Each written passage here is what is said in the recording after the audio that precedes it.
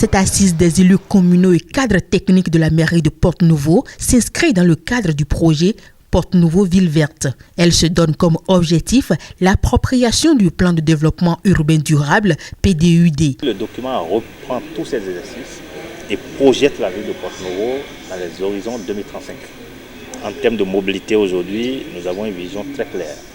Mais c'est pareil pour l'évolution du bâti.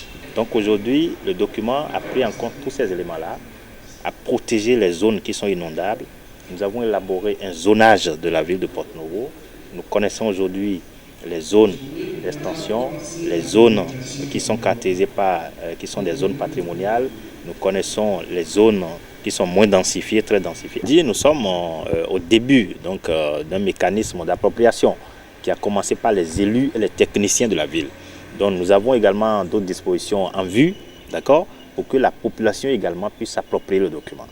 Nous irons jusqu'à, si le temps le permet, les moyens le permettent, jusqu'à en faire une mise en ligne. À l'ouverture des travaux, le représentant du maire de Porte-Nouveau s'est réjoui de l'évolution du projet dans la ville. Rachad Toukourou a par ailleurs invité toutes les parties prenantes à utiliser le document comme une feuille de route pour le développement de la ville de Porte-Nouveau. Dans ce plan, il y a un certain nombre de choses qui nous permettent, par exemple, de savoir comment évoluer, organiser le développement urbain. Autant de choses qui nous permettent maintenant d'orienter le développement de la ville.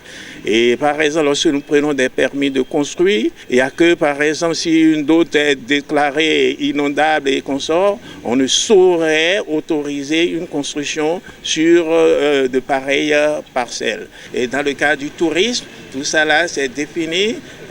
Autant de choses dans d'autres secteurs aussi. Donc il y a des programmes. Si nous devons réhabiliter des lycées et collèges, tout ça là, des priorités ont été définies. Donc ça permet de ne pas évoluer en désordre.